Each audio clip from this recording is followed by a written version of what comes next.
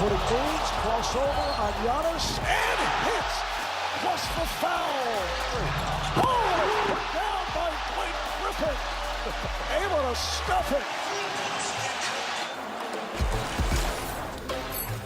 39-point loss in Game 2. The Brooklyn Nets over the Milwaukee Bucks. It's the second largest loss in Bucks playoff history and the largest win in Nets playoff history. Chris Miles here with Earl Watson and Sam Mitchell. Also, the Nets set a postseason record with 21 made threes in these first two games. The Bucks have hit a grand total of 22 threes. But Earl, you noticed something very early on in this game that was pretty telling. I think Coach Mitchell will agree with me. First play in the game sets intention for the team. They run a misdirection on the left side of the court. They swing it across to the right side for a step up of Drew Holiday to attack the basket. Of course, he doesn't make the basket. He misses. I thought it should have been straight to Brook Lopez, right in the post to set your intention that we can't outscore you, so we have to chop the game. We have to chop the game at the free throw line. Coaches can chop the game by using all their timeouts, even if there's too many too soon.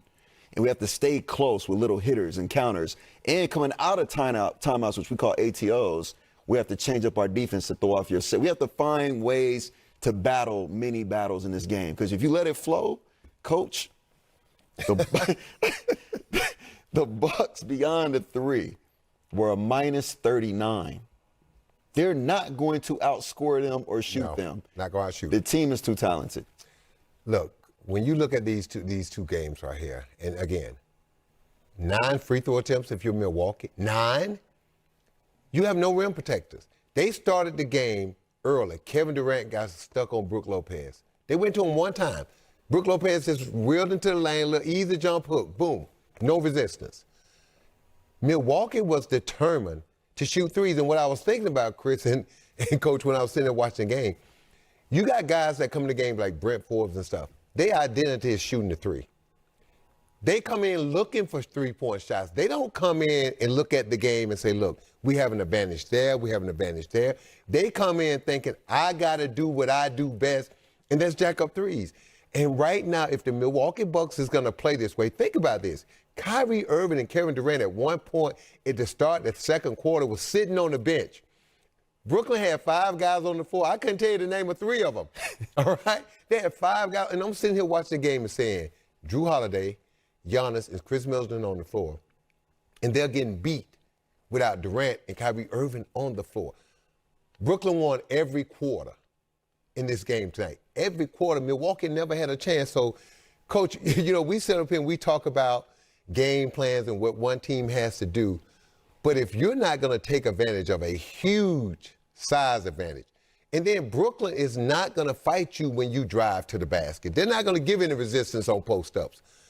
If you're going to allow and play and think you're going to run up and down the coach, to your point, Coach, and outshoot this Brooklyn team, then this is going to be over fast because I've never seen a game with 2 teams. We've been anticipating this matchup for so long, waiting for this. And it has been a huge disappointment thus far. I mean, you're watching the game and you just can't believe what you're watching. Well, season low, 86 points for the Milwaukee Bucks. I guess Brooklyn Nets did play some defense here in Game 2. Steve, what the decision to start Brown, was that basically to get your best defensive lineup out there? And how do you feel like he and Griffin set the tone against Middleton and Giannis in the first half?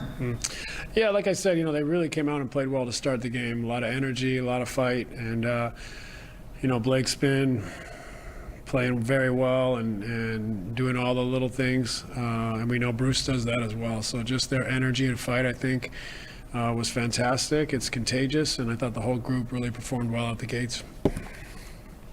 Alex Schiffer with The Athletic.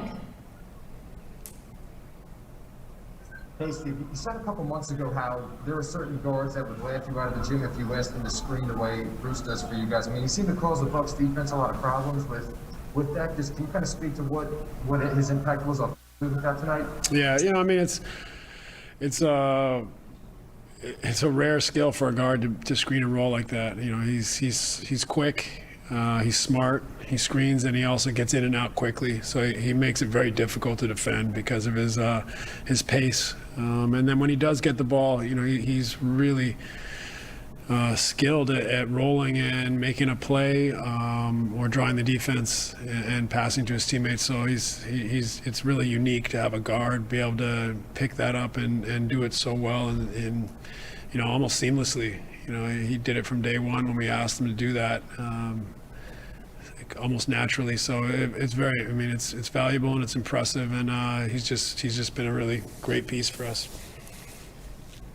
Christian Winfield with the New York Daily News. Coach, when you think of the teams most likely to come out of the East, there's obviously you guys, there's Philly, and there's Milwaukee. To beat another team that is obviously hoping to compete for a championship, to beat them by 39 tonight. Do you bask in that satisfaction at all, or do you balance that by remembering that you guys have to go on the road and win 2 there as well? Yeah, no, it's whether you win by 2 or you win by 25, it's just one game. We held home court. We performed well in the 2 games. For our group, we want to keep growing, keep getting better. We're still very new to one another, and so there's a lot of things that we can continue to refine and improve. And we'll go and try to keep improving in Milwaukee. Ryan Lewis with the New York Post. Hey, Steve. Giannis averaged almost 40 against you in the regular season. I'm curious, in your mind, the 2 or 3 biggest factors in being able to hold him defensively and not let him basically break the whole game plan? Well, I think we've just competed. You could talk about schemes and all that stuff, but really our fight and our level of competition, guys being locked in, being aware of the game plan, and being able to take care of details has been outstanding, and it's got to continue. It's even got to improve.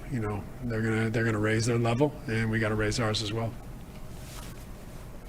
Steve Lichtenstein of WFAN. Hey, Steve, that ferocity that you just mentioned, is that just a matter of turning on the switch, knowing the opponent, or do you think it's a little bit about continuity playing together? I think a bit of both. I think we recognize that they're a very good team, and we have to bring everything we have. And then I think continuity and confidence is growing. So I think we're more aware of what we're trying to accomplish in more scenarios, and that's helping us, feel free to really go for it, play hard, compete, be willing and okay to make mistakes, but try to do the right things at both ends.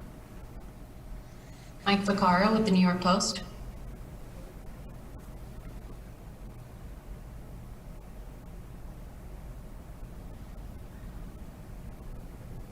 Mike, you're on mute. Can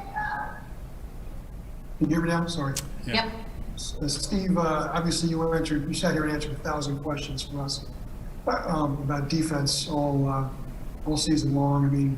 What does it mean to you to walk off the court and see that number on, under the Bucks? I realize there's a lot of mitigating circumstances to why it's that number in a blowout, but that's got to be satisfying to you, I would think.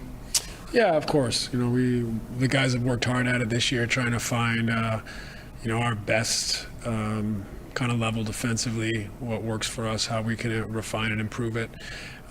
Tonight was exceptional, but our defense has been pretty solid throughout the playoffs. So it's something, though, that we're proud of, but we got to always feel like underdogs down there and play with that heart and connectivity to do everything we can to kind of overcome some of the disadvantages we have in size and whatnot. So great effort tonight. We're growing, we're improving at that end of the floor, and it's important for us to continue to feel the need for growth down there. Suraj Sohi with The Ringer. Hey, Steve, I was just wondering what your thoughts were on why your guys' offense seems like it is chugging along no matter who it is that's on the court.